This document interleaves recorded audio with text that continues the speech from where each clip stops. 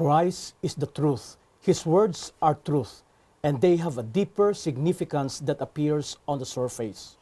Those who are willing to sacrifice, persevere, and dig deeper, the surface that covers the treasure will surely discover the beauty of eternity. You're watching Let's Pray Pilipinas live in Cebu.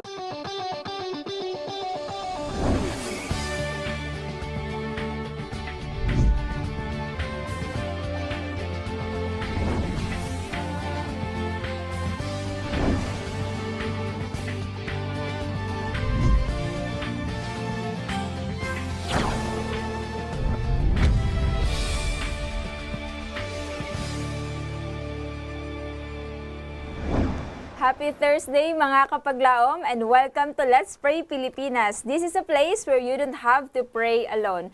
Let's praise the Lord together for another day to come in actual personal contact with Christ, that we may exert an influence that is uplifting and reviving. With me is Pastor Kapaglaom, Pastor Quinto. Mayong adlaw, Pastor. Good morning Kapaglaom, Giselle. Good And good morning morning. sa atong mga viewers. Yes, that's right. Good morning sa atong mga kapaglaom.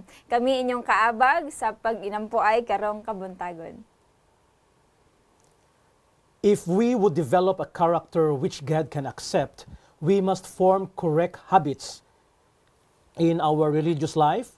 We should accustom ourselves to often lift the thoughts of God in prayer. Busa atong sugdan, mga kapaglaom, ang atong pagsibya ni ining kabuntaga, mga kapaglaom, magampo ta.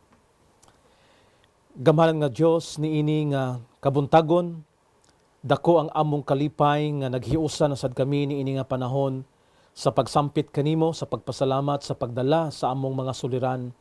Hinaot Ginoo nga ikaw magahiusa kanamo pinaagi sa imong balaang espiritu, samtang kami magapadayon sa among programa sa ngalan ni Ginoong Hesus nga among manuluwas. Amen.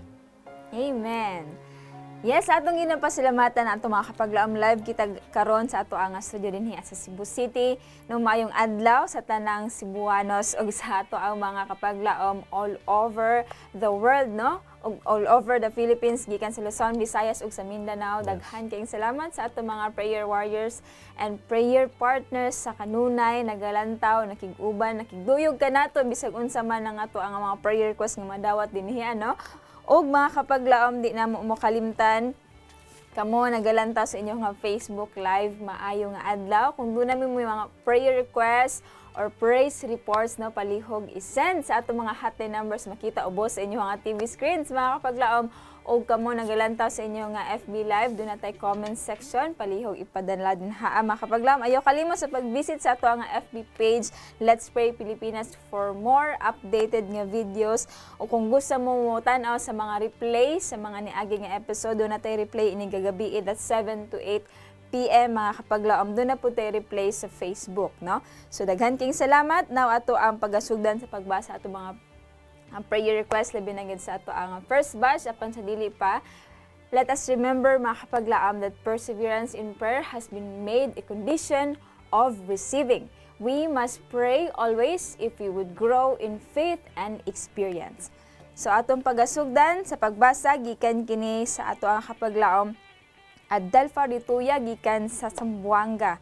And iyahang prayer request nga unta matagaan siya maayong panglawas ug hinaot ang iyaha nga duha ka sign do kapag laom pastor, iyaha nang madawatan tungod kay naglaom ni siya nga kung pagtugot gid sa Ginoo nga maka-experience siya og literature evangelist ministry, no? Maapil siya GLA. Maapil siya GLA sa hinaot ato asyang tabangan sa pag-ampo kapag laom Adelfa. Doon na po'y prayer request alang kang Sir Jonathan Hinovia nga unta mag-function ang iyang kidney tungod og hinaot nga ma-restore na kini og mamahimo siyang hingpit nga maayo na gyud, no? Si kapaglaom Jonathan. Of course, ang prayer request po ni kapaglaom Jingjing Sarko of Leyte. Nagpa-apil siya ga pag-ampo alang sa iyaha nga papa nga naga-suffer karon tungod kay sakit kay iyang tiyan daw, no? So ato ning tabangan nga unta mahatagan siya tagaan sa Ginoo og pamaagi nga unta makita na sila sa sakyanan pastor. Okay. Naa sila karon sa Tacloban tungod pod kay lisod ang biyahe kapag laang pastor, no? Tungod sa lockdown. Tungod pod sa quarantine lockdown. na to karon. So lisod ang Yes. transportation pa ingon sa hospital sa doktor.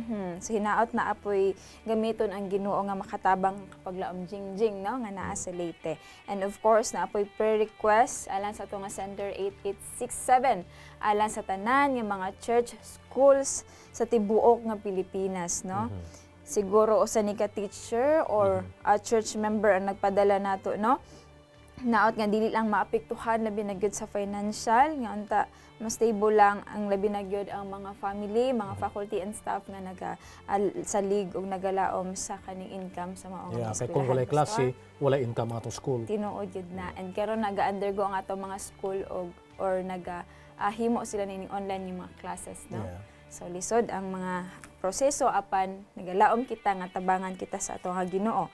And of course, na po prayer request din gikan kang 4303 nagpaapil sa pag-ampo sa tanan o sa iyaha labi na sa iyaha nga digital missionary endeavor kapag laong pastor tungod kay nawala o siguro gikawat ang ilaha nga ang cable copper iyahang wire yang gihisgutan dinhi hinaot nga mababalik lang labi na gyud nga mabalik ang PLDT nga internet line nila no daho kay ni nga tabang labi na gyud sa ato nga sender nga nagpadala tungod kay naggalaam siya nga magpadala og mga revelation of hope audio clips no nindot kay ni kapag laong pastor dako kaning katabang sa atong isig katawo sa atong tabangan no labi na sa atong mga friends nga do natay mga kaila nga nagahimo niini ug ang prayer request let's prayer sa ato nga first batch gikan sa ato nga sender 4184 gikan ni sa Davao City. Nagpaapil sa pag-ampo kang Miss Grace Imbo alang sa iyang cervical cancer. Sinaot pa maayos sa dili madugay. Iyahaning cousin actually wala nang hisgot sa iyang name ang ato nga sender sa ato nga niyon si kapag laong pastor to pray with us. Ako mong gina-imbitar tanan sa pagduko sa inyong mga ulo wherever you are, mag-ampo ta alang sa ato mga prayer request. Let us pray. Gamanan nga Dios nining kabuntagon, nagahiusa kami sa pagdangop diha kanimo.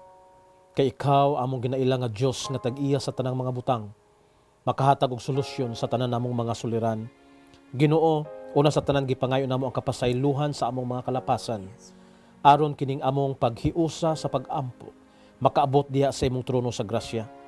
Among ginaampo Ginoo si Adelfa Rituya sa iyang hangyo nga maayong panlawas, ihatag ang kusog kaniya o ihatag Ginoo ang imong mga ilhanan sa imong paggiya sa iyang kinabuhi kay siya Ginoo dunay pangandoy nga mag-apil sa pagministeryo pinaagi sa literature ministry. Hinaot Ginoo nga matuman kining ihang mga pangandoy sa kinabuhi.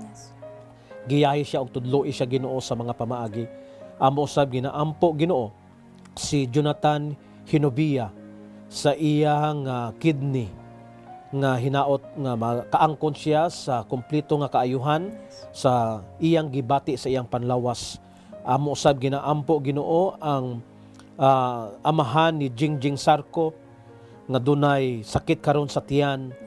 Ginoo nakahibalo ka sa sitwasyon sa kalisod karon sa kahimtang sa kalibutan nga bisan ang pag-adto sa mga hospital kung walay salakyan Ginoo maglisod sila apan Ginoo walay imposible diha kanimo. Ikaw Ginoo makahatag sa solusyon sa tanang mga problema. Busa Ginoo amo ginahangyo nga ikaw magaayo sa iyang sakit sa tiyan karon o panggitag pamaagi nga sila Ginoo makapadoktor aron nga wala nay mga dagkong mga problema sa umalabot. Amo usab ginaampo Ginoo ang tanang mga church school sa tibuok nasod sa Pilipinas na dunay mga financial crisis karon tungod sa wala pa nag-abli nga eskwela sa mga estudyante. Ginoo ikaw nasayon sa kahimtang suportari ang matag panimalay nga naapektuhan niini ang mga maestra o ang tanan Ginoo nga mga staff sa mga eskwelahan. Giyahi sila Ginoo aron dili sila makulangan sa ilang mga kinanglanon.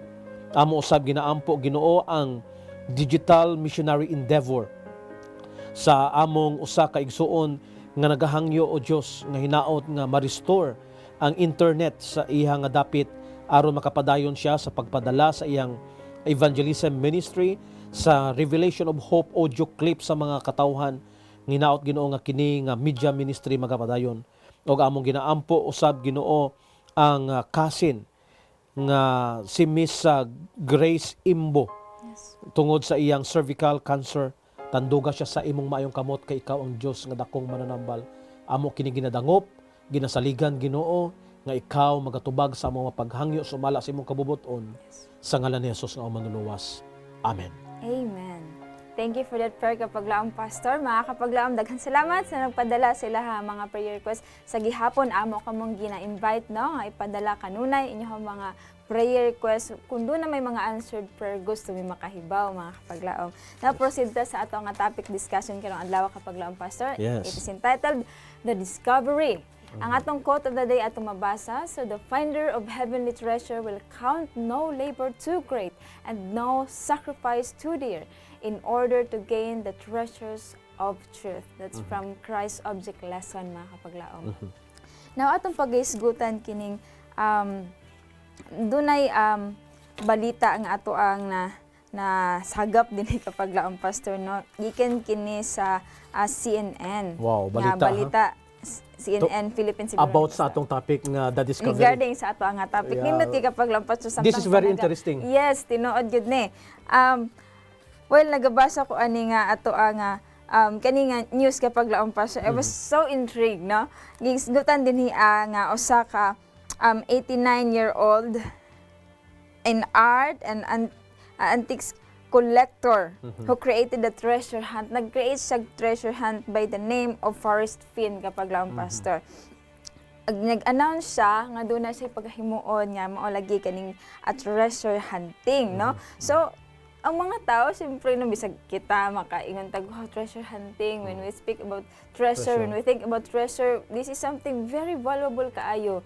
Siguro makita kag mga gold or something very precious jud kay kwarta ba? Kwarta ba? Basta kay gitago. Yes, no? So ingon din hiya na ay usa ka tawo, no? Out of 350,000 people kapag laong, Pastor ang nag participate, nag-search ni ini nga treasure hunt. Tunay, isa gyud ka tawo ang maoy nakakita sa mao nga treasure, no? Finally, it come to an end tungod kay daghang nag-search sa mao nga gisgutan a treasure chest and gisgutan filled with gold, rubies, emeralds and diamonds. Wow. Pag kanindot ka maglaom, Pastor, no? Magkita pa lang ita gold, marag wow, grabe ka precious kaayo. Sa mutan lang na rubies na and so on, no? So ang katong nga treasure nag-worth og $1 million kapag lang, Pastor. Wow. So na-discover yun. Na-discover gayon. Ang usa sa iyang mga gitago. Yes, tungod lang sa usa ka poem nga nabasa sa mao nga tawo. Siguro tanan man nakabasa, pero ang katugid siya ang nakita, siya ginidigdip, ihag yung gisabot, unsa may meaning siyang poem. Tungod naa dito ang clue. So iyahang nakitaan kapag lang, Pastor. So pagtago aning tigulang 350,000 no kapag laom Giselle Yes, ang pero nag-join tingnan sa na. treasure hunt. Oo. Pero doon ay usa nga nakauna nga nakakita unya Yes. mga golds nga dako jud kayo ang kantidad sa Dako mao kay nga treasure. kantidad. Yes, no? Bisan siguro kita, wow, tungod sa ka-word sa iyahang nakita niya treasure kapag lampaswaan na siya nagpaila siyang pangalan. No. For privacy sake. Now, unsa may connection sa ato ang katungan news, no? Nga ato ang nahibaw-an karon. Now, kung maghisgot itag treasure kapag laong, Pastor, yung din sa Wikipedia, it is a concentration of riches, often one which is considered lost or forgotten until rediscovered. Ingon po din hiya sa Webster Dictionary, something valuable that is hidden or kept in a safe place. Something that is very special, important and valuable. Wow. Wow, no? So kung maghisgot og treasure, as in magsinaw-sinaw imong panguna-una siguro. This is money, no? This is very precious. Now, emphasis sa ato ang news kapag laang, Pastor, nga the clue was given to a form of poem. Now, tanan ang posible nga makakita and tanan ang gihatagan og privilege nga makakita og labi na gud ang katong makabasa ato nga poem, no? But not all who read understand its purpose. So naay uban daw nakabasa ang tanan pero nalagi pipila ang makasabot, no? Only those who diligently seek, understand and the clue and persevere found the treasure. Now, unsa man kini kalabutan sa heavenly treasure kapag lang pastor? Mga kapaglaom, atong sabto no nga kining balita karon nga dunay naka-discover ani nga treasure kapaglaom Giselle. Yes, pastor. Ila jud nga gisakripisyo ang they quit their jobs Yes. unya gihimo nila ni nga full time nila nga trabaho ang pagpangita ni ini. So in other words, this is very valuable according sa meaning sa treasure. Yes. No nga this is valuable, hidden or kept ingani ang kahulugan sa gitawag nato nga treasure. Yes. But mga kapaglaom, atong hinumduman nga kining discovery karon nga nakita sumala sa balita nato nga gihisgutan karon is just an earthly Yes. treasure no Yes. kapaglaom Giselle. So in other words, pangkalibutan lang kini. Temporary. Unya temporary ra kini. Magisgot kita gani nga worldly things, temporary ra jud na siya. Yes. And unsa man ang mga temporary things sa kalibutan. In other words, kini temporary ra nga kalipay. In other words, kini mawala ra kapag laom Giselle. In other words, kini makawat ra. In other words, kini mataya or kini madunot. Tino. So dili siya lasting. In Yes. other words, dili siya lasting. Kung dili lasting, kung dili forever, no? Kung walay forever sa kalibutan. Yes. In other words, kapag laom Giselle, there is more than the earthly treasure, and that is heavenly treasure. Wow. Ang pangutana Pagkanindan. karon, unsa na siyang heavenly treasure, no? Aha. Unsa na siyang heavenly treasure. Kung moadto ta sa Bible kapag laom Giselle, Yes, no? Atong diretso ta sa Bible, na ay tawo diha in the parable of the hidden treasure in Matthew chapter 13 verse 44. Nga kini mga kapaglaom nga tawo nakadiscovery siya og hidden treasure. Wow. Unya pagkahibalo niya ni pauli siya og gibaligya niya ang tanan. In other words, gisakripisyo niya ang tanan just in order to acquire that field kay nakita niya didto nga dunay treasure dito. Wow. Ang pangutana, unsa na siya nga treasure? Kung ikumpara nato nata sa atong kinabuhi, that is the gospel truth. No, the gospel truth, mga higala, mga kapaglaom. And kung mag-iskot kita gospel, there's no other than gospel means Jesus Christ, the good news, Jesus Christ who came in this world and became like us, no, became human. Yes. He was incarnated. Unya, he died in the cross of Calvary in order for us to be saved and in order for us to have eternal life. That is the gospel. O kining eternal life, kung mag-isgot tag eternal life, so mauna kini ang bali sa earthly treasure kapag laom Giselle. Yes. Di na gyud ni madunot. No, dili na kapag jud laom, madunot. pastor. So that is the treasure. Wow, nya di pa gyud makawat. Apan gisgutan dili kapag laom, pastor, the treasures of the gospel are said to be hidden. Ingon gisgutan po ni Mrs. Ellen G. White sa iyahang libro nga Christ Object Lessons. Many have eyes but they see not. They have intellect but they discern not the hidden treasures. So, ano may pasabot ani kapag laom, pastor, dunay treasure apan daghang Gitago. nakita apan dapan Natago. natago. You know. So, nindot kayo kining drive sa atong diskusyon, no? Yes. Mga kapaglaom nga nagatanaw karon. So, dunay treasure, dunay gospel truth. Si Ginoong Hesus, actually kung isamaray sa to, si Ginoong Hesus mao ang treasure. Wow. Asa man kini nga treasure makita nato? Yes. Sa balaang kasulatan, no, kapag laom Giselle. Ang pangutana nganong natago man. Aha. Actually, no, kining pulo nga natago diha alang sa mga tawo nga dili sincero sa pagpangita. Natago na siya. Tino. No, natago na siya. Just like for example, sa mga story sa balaang kasulatan, bisan si Ginoong Hesus during his earthly ministry Yes. is with the Jews, with the people during the Bible times, during the New Testament times. Kauban niya ang mga katawhan pero wala ang mga tao na kaila kaniya. Yes. Nga live jud ba? No, nga si Ginoong Hesus kauban jud nila. Nana mismo sila Oh, atubangan. so Jesus is the treasure. Aha. Pero nganong wala sila nakaila tungod kay naay mga factor nga kinahanglan atong hinumduman, no? Even the Jews according sa Bible didn't recognize Jesus because of some things, no, sa ilang kasing-kasing. Yes. Dili tinunood ang ilang pagpangita because of their tradition, because of kining ang ilang ginatuohan, ang ilang kaugalingon ra nga panguna-huna, ang ilang own understanding. So dili nila masabtan si Ginoong Hesus. So wala nila makaplagan ang treasure. Wow.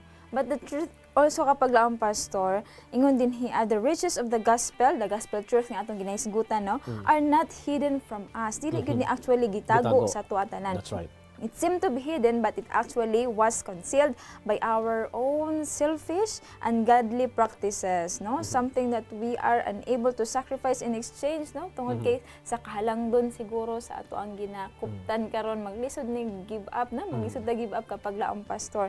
So, maglisod kita og pangita kung unsa gyud ang hidden treasure, kung unsa gyud ka tinuod o unsa gyud ka kanindot ang offer ka nato ni Jesus Christ. Yeah. Si Jesus Christ mismo. Yeah, so naara sa balaang kasulatan kung atong pangitaon. Yes. O nya dili nato masabtan ang balaang kasulatan kung dili nato atong ablihan atong unahuna o dili nato itugyan sa Ginoo. Wow, no? So mga kapaglaom, nindot kay atong discussion. I hope no ang kitang tanan makakuha og mga insights, no? Let us remember nga when we will never found unless we search, no? The more we search the scripture, the more we find God, no? The character of God is really found in the Bible. So mga kapaglaom, atong pagabalikan ang atong discussions in a while, no? Sa atong pagapadayonan ang second batch pastor sa ato ang prayer request, Yes. gikan kini sa atong kapaglaom si Loida Sanchez. Nagpa-apil siya pag-ampo sa gihapon tungod kay naa siya sa gihapon sa City Hospital kapag laang pastor sa mao nga kondisyon, no? Siguro the past ang episode ato ni nabasa iya nga prayer request, so let us continue pray alang ka kapag laom Loida Sanchez. Og sa ato apod nga sender si 3137 alang sa iya nga ang mga anak, no? O sa kanila concern nga parent kapag laampas yung anta mabalik na sila sa pag-alagad sa Ginoo, gikan kini kang nanay yung ko dinha sa Emak Church sa Buanga Sibugay, maayong adlaw diha kanimo nanay, og among surely we will include your children in our prayers, no? Gikan sa atong sender si Mary Joy, nagpa-apply sa pag-ampo nga yang pag-umangkon niya si baby Princess Kim tungod kay premature kani sa pag-deliver sa iyahana sa SPMC. Yes, NICU 1. So ato siyang i-appeal, no? Ma-undergo siya operation sa iyahang stomach kapag lang pastor. And we will also include in our prayers si Dave Bayeta. Ang nagpa-appeal sa pag-ampo alang sa iyahang sister na si Dana J. Bayeta na naa siya ovarian cyst kapag laang pastor o saka 15 years old gikan ni sa General Santos City. So let us include Sister Dana. And of course, ang prayer request ni Taz Hinosa, nagpa-appeal siya pag-ampo alang sa kang Gavin Alejandro, a 2-year-old, but naa na siya cancer kapag laang pastor. May the Lord touch him nga maayo siya. Of course, ang financial nga condition sa ilahang family, of course sa iyahang medication, and of course ang prayer request si kapag laom Jenald sa Sinadhan, nagpa-appeal siya pag-ampo alang sa iyang tiyahin nga adunay sakit na stroke kini kapag laom pastor, og naglisod na siya liho sa iyahang tibuok lawas. Let us pray sa iyahang tiyahin. Then napajoy sa kapaglaom Giselle, no, ang Yes, Tives family, namatay si Brother Roger Teves. So iginapaabot namo ang amo mga condolences, no, sa Tives family tungod sa kamatayon ni Brother Roger. Doon na po tayo prayer request gikan po sa atong FB live si kapaglaom Baby Chris Silvano alang sa unta nga ayuhon sa Ginoo ang iyang pagpamanhod sa iyang nga kamot kapag laong pastor. Ginaot nga doon na hingpit nga kaayuhan, pagtulunan, siya tutunlan, no? Sa iyang kamot, ug sab siya tutunlan, ug sa iyang nga anak pod niya si Mark, nga mabalik na sa pagtrabaho, ug unta tabangan sa Ginoo, labi na gyud ang proteksyon, no? Gikan pod kang Jocelyn, at let us pray for Jocelyn Balangkit, tungod kay na kini colorectal cancer kapag laang pastor. Let us pray gikan kini kang Joe Brown. Let us pray siya nga cousin nga si Almar Kellogg nga dunay problema sa liver, tatagaan natagalan kini sa mao nga doktor. And of course, ang kapaglaom Joy Silvano dunay prayer request alang sa iyang friend nga si Jesusa, usa ka ni ka cancer survivor, sakit na jud daw kaayo nagangulngol ang ihang nga tibuok nga lawas. Let us pray kang kapaglaom nino sa and Linda Bana of Pagandian. There's a prayer request alang sa healing sa ihang grandson. And yes, let us of course continued pray alang sa atong mga kapaglaom. Daghan kay salamat sa atong mga kapaglaom sa FB Live. Let us pray with kapaglaom Pastor Quinto. Okay, let us pray. Gamhanan nga Dios, nagadangop na sad kami kanimo. Nagapangayo Ginoo sa imong gahom alang ni ining mga katawhan nga dunay mga request. Among ginaampo Ginoo ang pagpadayon nga pag-recover sa balatian nga gi-request ni Loida Sanchez. Hinaot Ginoo nga mag-aayo na siya sa iyang kahimtang karon sa hospital nga wala nay mga kakulian sa iyang pag-recover. Amo usab ginaampo Ginoo ang concern sa usa namo ka igsuon nga ang iyang mga anak hinaot mabalik na unta sa pagpangalagad. Yes. Iya siyang iya kining pangandoy sa iyang kinabuhi nga kining pangandoy ni Nanay Yungko nga maghiliusa ang iyang mga kabataan kauban niya sa pag-alaga pagpaabot sa imong pagbalik. Among ginadala sa pag-ampo usab Ginoo ang usa ka bata nga si Baby Princess nga kini siya natawo sa dili papanahon tungod sa iyang premature birth.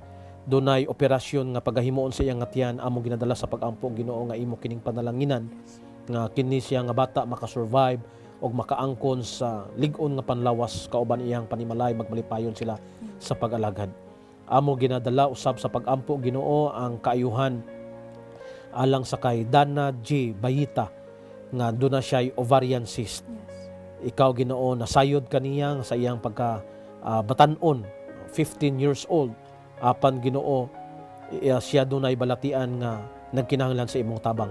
Amo usab ginadala sa pag-ampo Ginoo nga imong ayuhon si Sister Gabin Alejandro nga bisan pag Ginoo nga kini si Gavin Alejandro bata pa kaayo apan do na siya cancer. Ikaw nasayod sa iyang kahimtang o hinaot nga imong suportaran sa financial needs ang iyang medication o ang iyang tibuok panimalay Ginoo baka padayon sa pagsuporta. Amo usab ginadala sa pag-ampo ang isa ka igsuon namo nga dunay sakit nga stroke Ginoo nga nang sa iyang panlawas nanggahi pa ang iyang kalawasan o iyang dila tungod ni resulta sa mao nga stroke. Apan Ginoo ihatag Ginoong kaayuhan sa iyang gibati karon aron nga malikay na siya sa mga dili mayong pagkaon, mga buluhaton o maangkon niya Ginoong kahimsog sa iyang panlawas kauban siyang panimalay magbalipayon sa pag-alagad. Amo ginadala sa pag-ampo ang kasub-anan karon sa Teves family tungod sa kamatayon ni Brother Roger. Yes.